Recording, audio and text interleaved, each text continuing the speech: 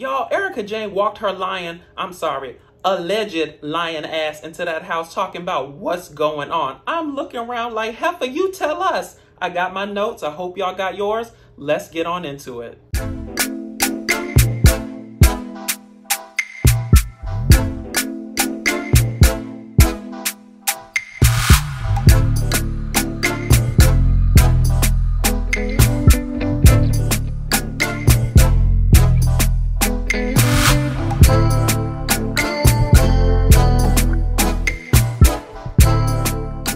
Now, y'all know I don't even review this damn franchise, so I have to be very interested to make this video. So let's not waste any time and let's get straight on into it.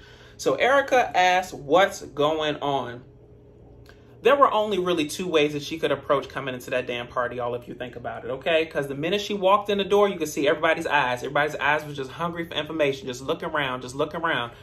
It has to be jarring to come into a situation where you know you're the topic of conversation and try to figure out how to, I guess, delicately get yourself inside, whether or not you're going to immediately launch off with the information or if you're just going to bring it up later, right? So I think Erika chose the former option, which was to basically just come in and, I don't know, play dumb, what's going on, or diffuse the situation. I'm not sure, but listen.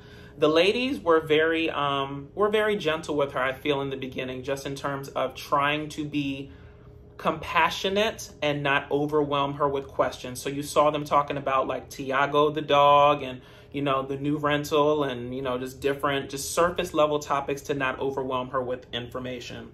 Anywho, we get down to Sutton's $30,000 lunch, which on a side note, how does a luncheon cost $30,000? But this is Beverly Hills, honey, and I guess if you got it, flaunt it.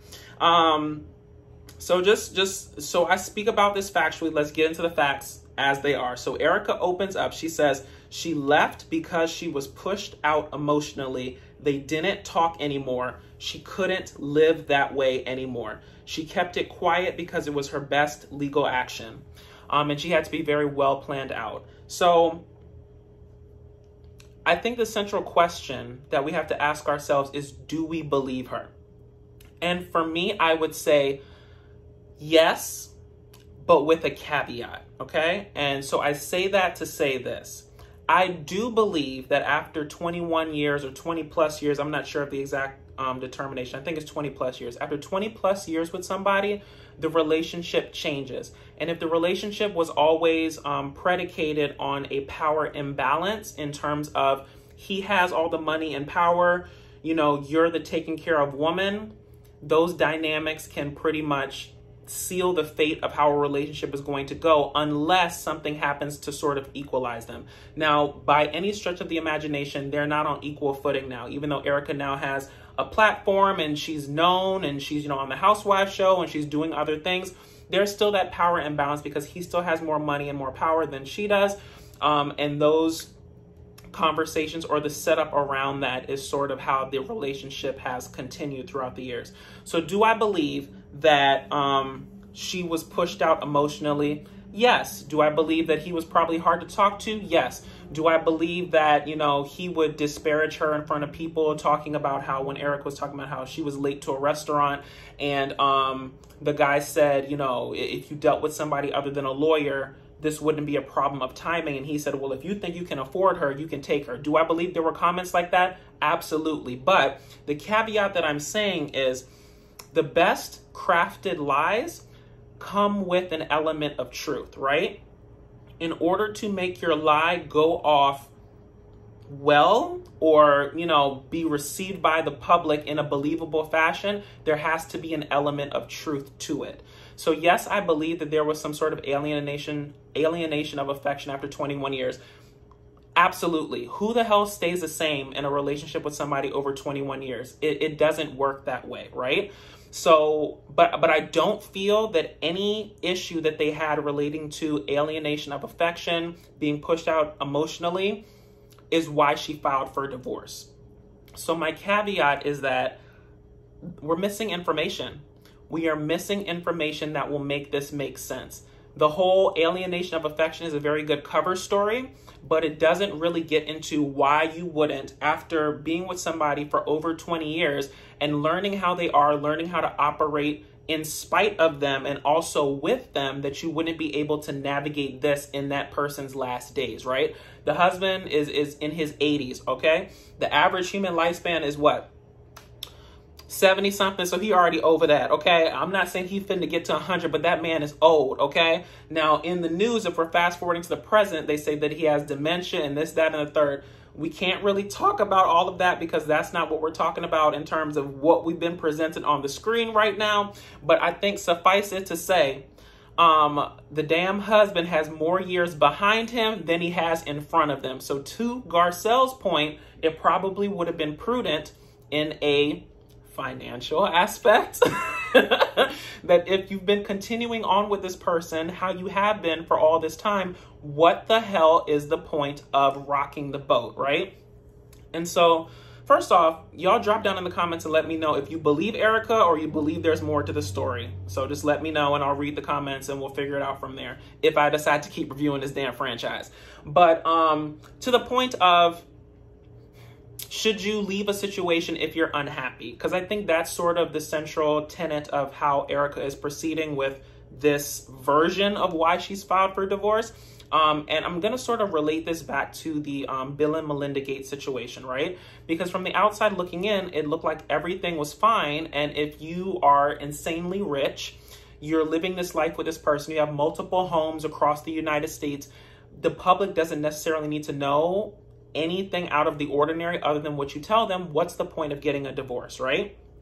And so in their situation, it was more so that there was infidelity in the relationship, and that's why she filed for divorce. So Erika hasn't talked about any sort of infidelity on the part of Tom. He has not beat you. He has not mistreated you other than just this, you know, emotional stuff that you bring in, which I do validate to a certain extent, but I don't feel that after 20 years, it's something that you can't manage, right? So I think just to sum this section up, y'all, I do believe that I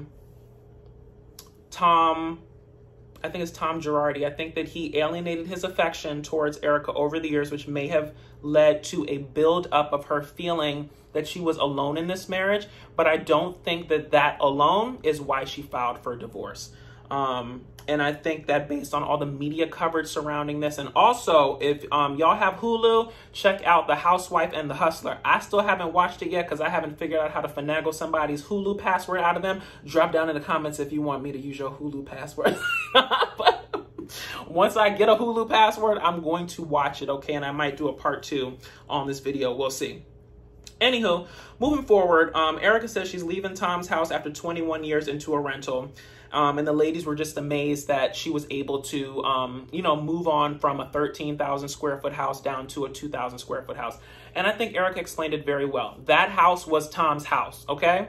She was the third wife to live there. She was just, honestly, she was just a visitor. Now, hopefully she would have been the last visitor and she could have, you know, assumed ownership of the house. But apparently that's not what's in the cards for them because if y'all are following this story in real time, the house has been forced into involuntary bankruptcy. So they're trying to sell it off and take the profits from that to pay off the people that Tom has allegedly stiffed out this money. I'm be saying allegedly more than I have ever said in any video because I'm not trying to get sued. I ain't got nothing except this greenery wall behind me, as I have said many times before. But anywho, I don't really think that it's a problem that she moved into a very small rental compared to where she used to live. I think that people who did not grow up rich have an advantage over people who did, in the sense that if all of it is taken away the next day, you know how to survive, right? Like Erika used to be a cocktail waitress. She used to, I think she was some form of stripper, not like, you know, take all the clothes off, but, you know, go-go dancer, you know, Tootsie Roll around a stripper pole or something like that. But, you know, she knows how to pinch a penny. She knows how to survive prior to the riches that she's enjoyed for the last, you know, 20 years or whatever. So I didn't see it being a problem. I just saw it being a go back to basics situation. And hell, if a Beverly Hills rental at $2,500 some odd dollars a month is your rock bottom, then you ain't got nowhere to go in the situation but up, okay? Some people are, you know, tossed out into the street, destitute for stress, struggles, and strife in their life to ensue. So good for you, Erika. I would love to fall down into a Beverly Hills rental. So, you know, go ahead with that. Anywho, moving forward to some other items that happened, since the episode wasn't all about Erika, even though in my mind it was. Dorit and Kyle do a reset on their relationship for the umpteenth time. In my opinion, I don't think that this is going to be the last reset that they do. If you think about it, the issue is it's not that deep, but it keeps coming up, okay? So I think let's just set out the facts in the situation. Dorit can be very long-winded, right? Okay, I think that we can accept that. Dorit can be long-winded when she's making her point. However, that does not give Kyle the right and authority to cut her off and stop her from making a point because she feels like she's gone on too long talking about it. I think that it all boils down to just a sense of respect and just making sure that everyone's points are heard and no one feels like they're, you know, being victimized in a situation, or that they're being, you know, not heard, or just viewed like their opinion is lesser than someone else's. So I don't really think the issue is that deep, but because it keeps coming up, I think that it's going to continue to be a problem unless they addressed it, which they have now. So I hope that this is the last time we're talking about Dorit being long-winded and Kyle cutting her off, but we shall see.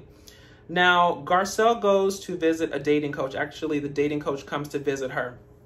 I really love this part, y'all, because I identify with Garcelle in terms of, you know, wanting to call a dating coach, because think about it. If you're not good at something, you usually call somebody to do it, right? Or you call somebody to teach you how to do it, or to just do it for you, right? For instance, if you don't know how to cook and you're a person of means, then you either order out, which is the restaurant cooking for you, or you bring in a chef. If you don't know how to be a handyman, you bring somebody in to do the nails and the hammers and the levels and all that other stuff.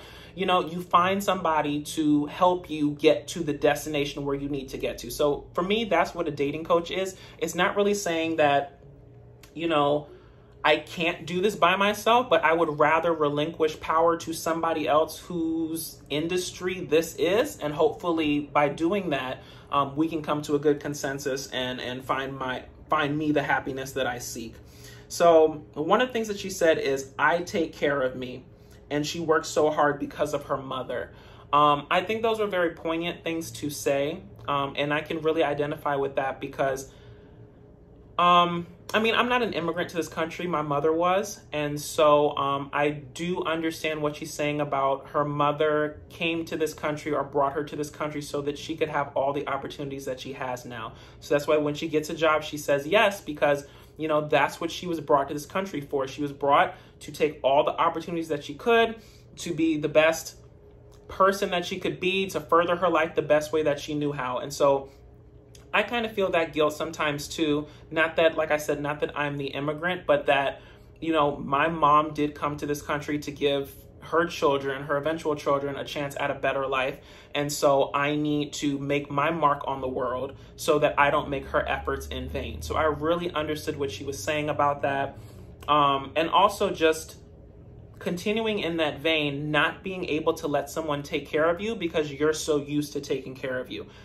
I'm very independent, and clearly Garcelle is as well. And it's very hard to relinquish power because you feel like, in a sense, you're kind of giving up a piece of yourself to bring someone else in. Like, to me, someone should add to your life. They shouldn't like take a piece out of it and become that piece, if that makes sense. Like, it's all in what you add to my life. Like, I'm self-sufficient, Garcelle is self-sufficient, but it would be nice to have someone to come home to at the end of the day, to tell about my day, to, you know, do fun things with. But at the end of the day, like, I'm fine. Like, I take care of me. I'm self-sufficient. So hopefully the dating coach will be able to find Garcelle somebody who can complement her life and, you know, just ease into it and not have a takeover spirit and be able to acquiesce to who she is as a person and what she needs in a relationship. So I'll be taking notes of that, and maybe I can find myself a dating coach. So if you're a dating coach, drop down in the comments and let me know if you can find me a man. Okay? We could do a whole segment about it. We'll produce it for the Dat Damn Dasher channel. It'll be nice. Anywho, Sutton and Crystal, violation or nah. Y'all, I'm about tired of this damn Sutton Crystal situation, and I can break it down very quickly, okay? The Sutton and Crystal situation is a problem regarding delivery of speech, okay? I validate that Crystal feels that Sutton violated her in a sense when she came into her room. However, let's put the facts out as they are. Sutton knocked on the door, okay? She handed her the coat or whatever, right? And she said, I don't know what you're doing in here, because she was naked. Let me get out of here, okay? The way Crystal keeps telling the story, it keeps getting more dramatic and more dramatic each time she tells it, right? So it's like, you know, oh my gosh, I felt violated. It was just very creepy how she did it. I just felt very uncomfortable. And like I said, I validate that you feel violated and you felt that it was creepy, but your version of it may not necessarily be indicative of how it actually, how serious or not the situation was, right? And so I say that to say this. Sutton doesn't give me any sort of malice of intent. Sutton gives me awkward. Sutton gives me sheltered. Sutton gives me that she didn't really have a lot of girlfriends growing up. She doesn't really know how to interact with, you know, women on a friendly basis that well, right? But she always seems to be operating from a good place. And I do not believe that by going to go give her the coat and saying what she did, that she meant any malice towards Crystal.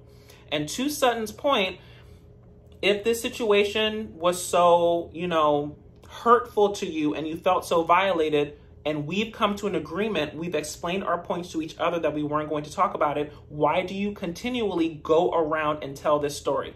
Now, on the Crystal side, Crystal's saying, people keep asking me about the situation, so I have to keep telling them.